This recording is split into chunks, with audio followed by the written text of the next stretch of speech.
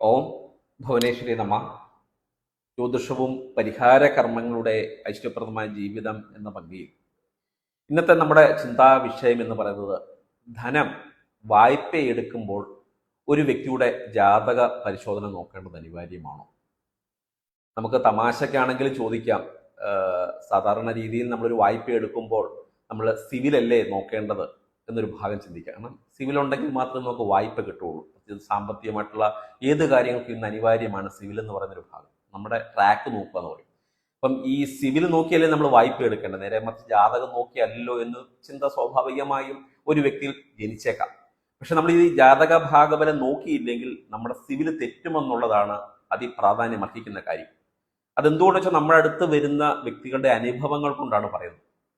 കാരണം ധനം എല്ലാവരുടെയും ആവശ്യമായ ഒരു ഘടകം തന്നെയാണ്. നമ്മുടെ ആവശ്യത്തിന്, നമ്മുടെ കാര്യങ്ങൾ നടപ്പാകാൻ വേണ്ടി കിട്ടുന്നിടത്തുനിന്നൊക്കെ നമ്മൾ പണം കടമെടുത്ത് വായ്പ തിരികെ കൊടുക്കാൻ പറ്റാതെ വരുമ്പോഴാണ് നമ്മൾ ജ്യോതിഷത്തെ അല്ലെങ്കിൽ നമ്മുടെ പ്രശ്നത്തെ അല്ലെങ്കിൽ നമ്മുടെ ജാതകത്തെ നമ്മൾ ചിന്തിക്കുന്നത്. അപ്പോൾ നമ്മളെ പ്രശ്നത്തിന് പരിഹാരം എന്താണ് എന്നുള്ളതിനെ പറ്റി തേടാൻ നമ്മളൊരു പുരോഹിതന്മാരുടെ അടുത്ത് പോയേക്കാം, അല്ലെങ്കിൽ പ്രാർത്ഥനകൾ ചെയ്യാം, വഴിപാടുകൾ ചെയ്യാം, പൂജകൾ ചെയ്യാം, ഹോമങ്ങൾ ചെയ്യാം. ഇതൊന്നും ചെയ്തിട്ട് ആ ഒരു സമയകാലം ചെയ്തിട്ട് കാര്യമില്ല. കാരണം നമ്മുടെ വണ്ടി വളവ് കഴിഞ്ഞ് പോയി എന്ന് നമുക്ക് പറയേണ്ടി വരും. അപ്പോൾ വായ്പ എടുക്കുന്നതിന് മുമ്പാണ് നമ്മൾ എപ്പോഴും നമ്മുടെ ജാതകത്തെ, നമ്മുടെ സമയത്തെ നമ്മൾ തിരിച്ചറിയേണ്ടത്.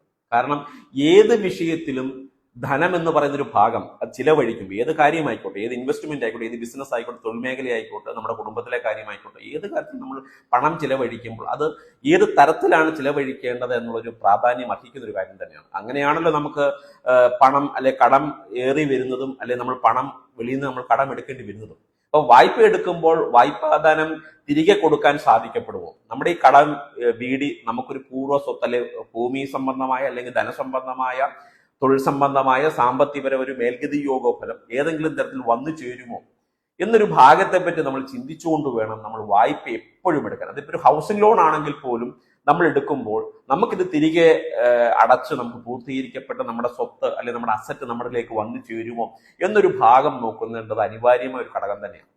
കാരണം എപ്പോഴും നമ്മൾ ഈ ഒരു പ്രശ്നകാരി അല്ലെങ്കിൽ ഒരു പ്രശ്ന വിഷയത്തെ നമ്മൾ ചിന്തിക്കുമ്പോൾ, ജ്യോതിഷപ്രകാരം നമ്മൾ നോക്കുമ്പോൾ, ജാതകപ്രകാരമാണെങ്കിലും പ്രശ്നവശാൽ നമ്മൾ നോക്കുമ്പോൾ, നമ്മൾ ജാതകത്തിലെ അല്ലെ പ്രശ്നവശാൽ ഭാഗത്തിലെ 4, 5, 8, 12 ഭാവങ്ങൾ, പ്രത്യേകിച്ച് ധനത്തെ സംബന്ധിച്ചിടത്തോളം, വായ്പയെ സംബന്ധിച്ചിടത്തോളം, കർമ്മപുഷ്ടിയെ സംബന്ധിച്ചിടത്തോളം തിരികെ കൊടുക്കാൻ സാധിക്കപ്പെടുന്ന സമയമാണോ, ഒരു ആപ്റ്റായിട്ടുള്ള സമയം നമുക്ക് വരുമോ? അതുപോലെ ഇൻവെസ്റ്റ്മെന്റ് ഫണ്ട് നമുക്ക് ലഭിക്കപ്പെടുമോ?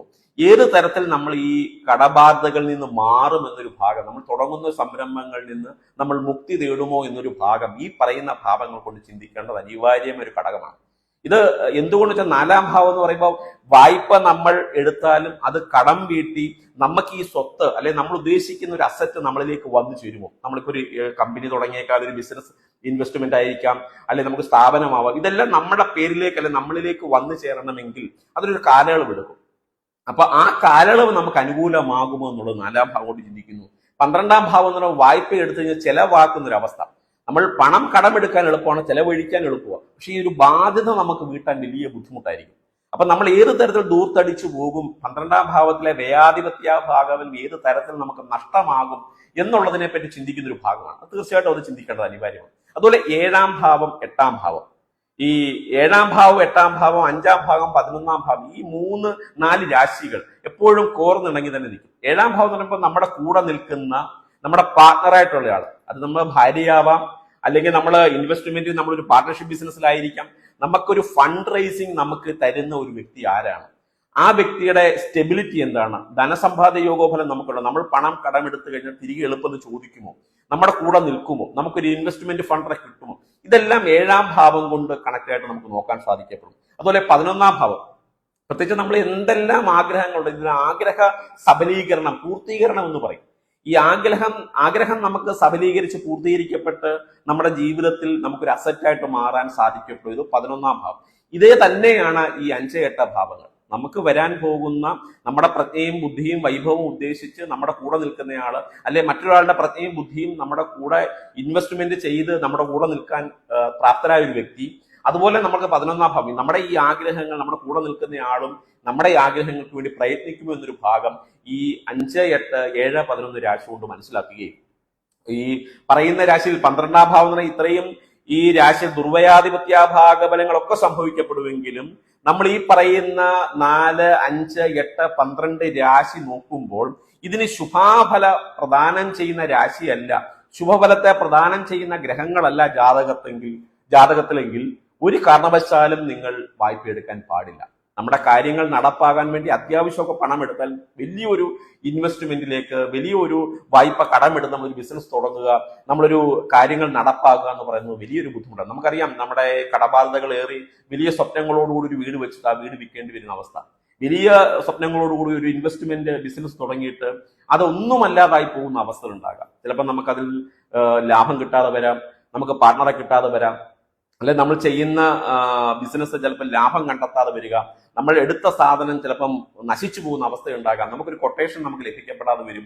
അങ്ങനെ പല തരത്തിലൊരു ബുദ്ധിമുട്ടുകൾ അനുഭവിക്കപ്പെടുന്ന ഒരുപാട് വ്യക്തികളുണ്ട് ജീവിതത്തിൽ. നമുക്കറിയാം, നമ്മുടെ കൂടെ നിൽക്കുന്ന സമൂഹത്തിൽ പല ആൾക്കാരെ നോക്കി അറിയാൻ സാധിക്കും.